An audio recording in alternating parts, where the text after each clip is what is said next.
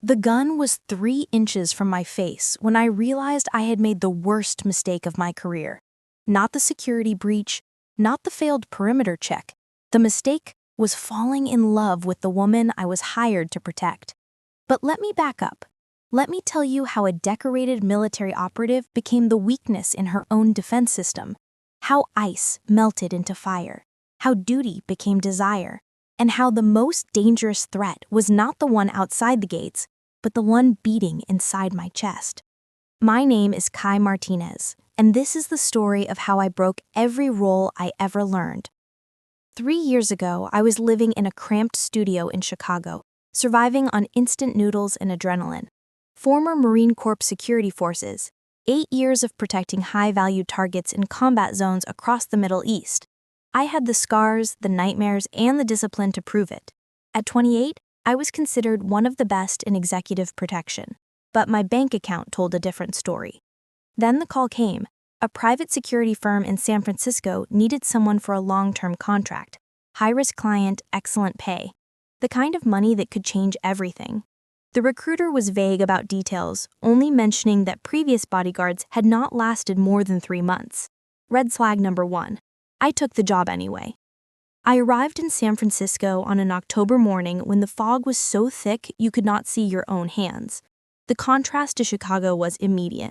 Everything here felt polished, expensive, untouchable.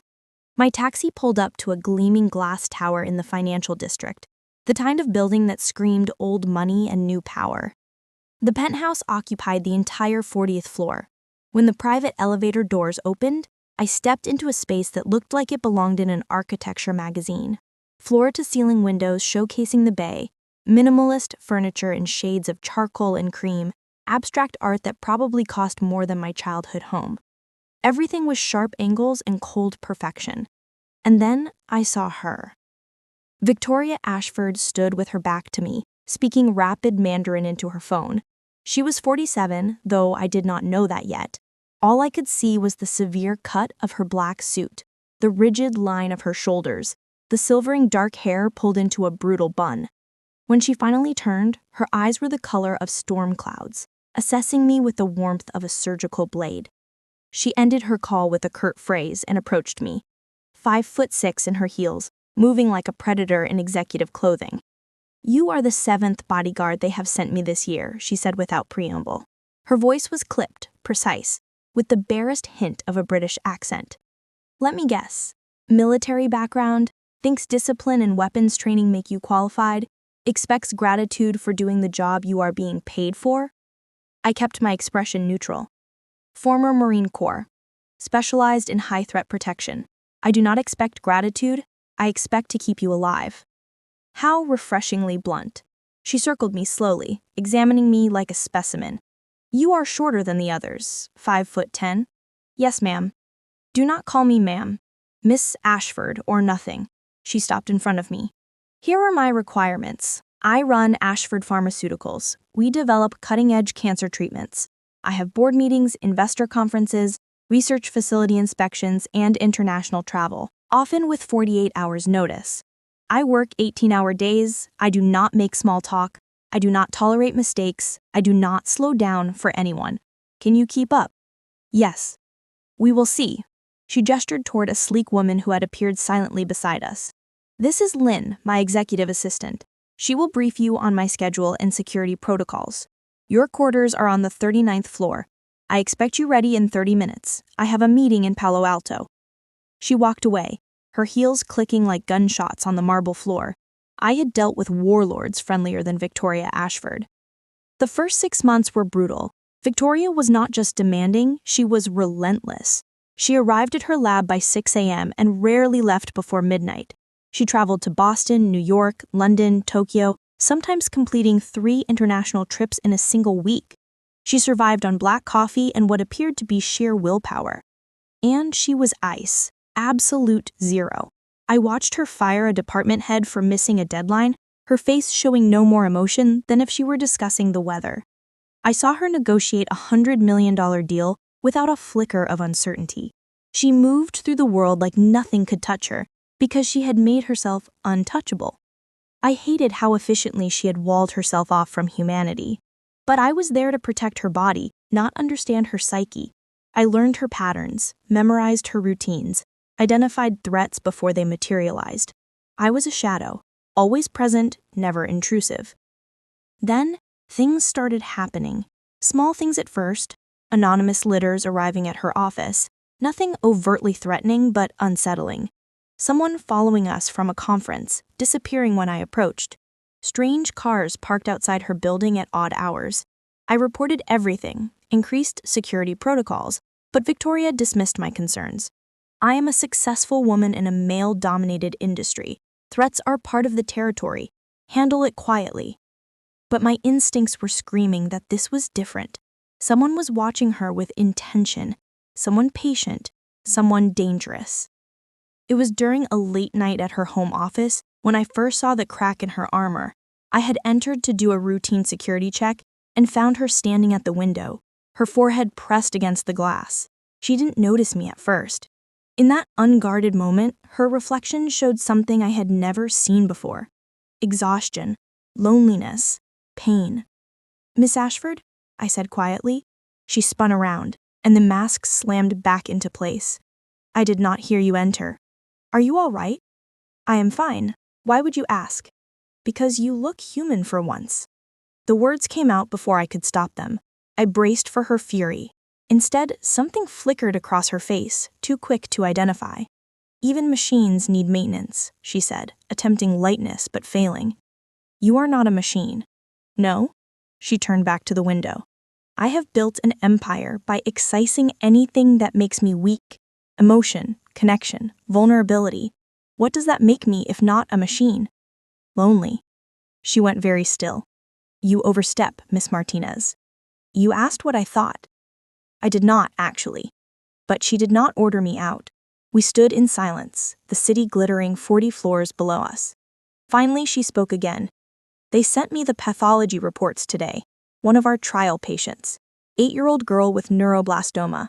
Our treatment gave her 6 more months with her family. 6 months to say goodbye. Her mother sent me a letter thanking me, as if 6 months is victory, as if I gave them anything but a slower death." I moved closer, not touching but present. "You gave them time. That is not nothing. It is not enough. It never feels like enough, but you are still fighting, still trying. That matters." She looked at me then, really looked at me, and for a moment the ice thawed. "Why did you become a bodyguard, Ms. Martinez?" "Kai," I said, "and because protecting people is the only thing I am good at." "That is not true. You are observant, intelligent. You could do anything." "So could you. Why pharmaceuticals?" Her jaw tightened. "My sister died when I was 19, leukemia. The treatments available then were barbaric, ineffective. I watched her suffer for 2 years before she died at 16. I promised myself I would make sure other families had better options." She turned away. Sentimental nonsense. Forget I mentioned it. But I would not forget. Could not forget. Because beneath the ice was a woman who had turned her grief into purpose, who carried the weight of every patient she could not save, who had sacrificed everything personal for a mission that would never truly be complete. The death threads arrived on a Tuesday in March. Not anonymous this time. Specific, detailed, personal. It described Victoria's routine with disturbing accuracy and promised that her crimes against nature would be punished. It was signed by someone claiming to represent a radical anti-pharmaceutical group. I immediately increased security, coordinated with local law enforcement, and insisted Victoria cancel her public appearances. She refused.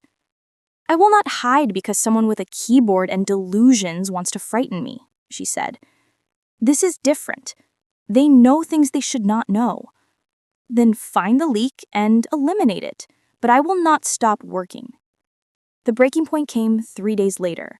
We were leaving a fundraising gala when I spotted him, a man in the crowd whose body language was wrong, whose focus was too intense. I moved Victoria behind me just as he lunged forward, something in his hand. I intercepted him, took him down hard, and only then saw it was a phone, not a weapon. He was screaming about corporate greed and murder while security dragged him away. In the car afterward, Victoria was shaking, actually shaking. "Thank you," she said quietly. "Are you hurt?" "No, you moved before I even saw him." She looked at me. "How did you know?" "Training, instinct, mostly instinct." "You could have been hurt. He might have had a weapon." "That is my job." "Your job is to protect me, not take a bullet for me." "Same thing." She stared at me. "No, it is not. You matter too, Kai." It was the first time she had used my first name, the first time she acknowledged me as a person rather than a function. Something shifted between us in that moment, something dangerous and undeniable. After that night, the walls started crumbling. Victoria began asking about my life, my family, my experiences. I learned she had been married once, briefly, to a man her parents had approved of. It had been loveless and short. She had buried herself in work instead of trying again. She had no close friends, no relationships that were not transactional. She had spent 25 years building an empire and a fortress around her heart. "Do you ever regret it?" I asked one evening when we were working late in her study. "What?" "Choosing loneliness over risk." She set down her pen. "I did not choose loneliness. I chose safety. There is a difference." "Is there? Because from where I'm standing, you seem more isolated than safe." "You think you understand me after 6 months?" "I think I see you. There is a difference." She stood abruptly. "This conversation is inappropriate." "Why? Because I'm treating you like a human being?" "Because you work for me. Because there are boundaries. Because—" She trailed off, and when she looked at me, her eyes were filled with something like fear. "Because I cannot afford to feel anything for you." My heart stopped. Feel what?" "Nothing. Forget I said anything." But I could not forget. Neither could she. The tension between us became unbearable. Every accidental touch felt electric. Every shared glance held weight. We were both fighting the same battle and losing. The dam broke during a business trip to Seattle.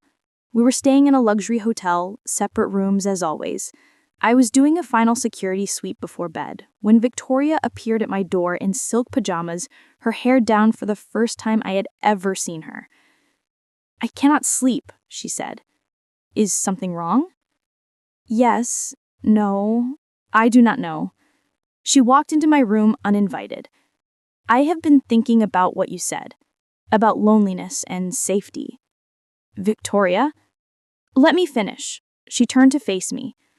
"I am 47 years old. I have spent half my life convinced that success required sacrifice, that power meant isolation, that letting anyone close would make me weak. And then you arrived, and you see me, the real me, not the CEO or the ice queen or the machine. You see the woman underneath, and you are not frightened or intimidated or trying to possess me. You just see me." My heart stopped. Feel what? Nothing. Forget I said anything. But I could not forget. Neither could she. The tension between us became unbearable. Every accidental touch felt electric. Every shared glance held weight. We were both fighting the same battle and losing. The dam broke during a business trip to Seattle. We were staying in a luxury hotel, separate rooms as always. I was doing a final security sweep before bed when Victoria appeared at my door in silk pajamas, her hair down for the first time I had ever seen her. "I cannot sleep," she said. "Is something wrong?" "Yes. No, I do not know." She walked into my room uninvited. "I have been thinking about what you said, about loneliness and safety." "Victoria." "Let me finish." She turned to face me. "I am 47 years old. I have spent half my life convinced that success required sacrifice, that power meant isolation, that letting anyone close would make me weak. And then you arrived, and you see me, the real me, not the CEO or the ice queen or the machine. You see the woman underneath, and you are not frightened or intimidated or trying to possess me. You just see me. My heart stopped. Feel what? Nothing. Forget I said anything. But I could not forget.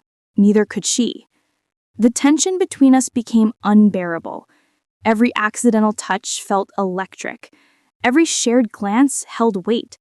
We were both fighting the same battle and losing. The dam broke during a business trip to Seattle. We were staying in a luxury hotel, separate rooms as always. I was doing a final security sweep before bed when Victoria appeared at my door in silk pajamas, her hair down for the first time I had ever seen her. "I cannot sleep," she said. "Is something wrong?" "Yes. No. I do not know." She walked into my room uninvited. "I have been thinking about what you said, about loneliness and safety." "Victoria, let me finish." She turned to face me. "I am 47 years old. I have spent half my life convinced that success required sacrifice, that power meant isolation, that letting anyone close would make me weak. And then you arrived, and you see me, the real me, not the CEO or the ice queen or the machine. You see the woman underneath, and you are not frightened or intimidated or trying to possess me.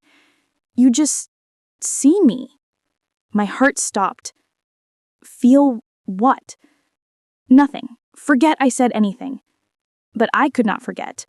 Neither could she. The tension between us became unbearable. Every accidental touch felt electric. Every shared glance held weight. We were both fighting the same battle and losing. The dam broke during a business trip to Seattle. We were staying in a luxury hotel, separate rooms as always. I was doing a final security sweep before bed when Victoria appeared at my door in silk pajamas, her hair down for the first time I had ever seen her. "I cannot sleep," she said. "Is something wrong?" "Yes. No. I do not know." She walked into my room uninvited. "I have been thinking about what you said, about loneliness and safety." "Victoria, let me finish." She turned to face me. "I am 47 years old. I have spent half my life convinced that success required sacrifice, that power meant isolation, that letting anyone close would make me weak.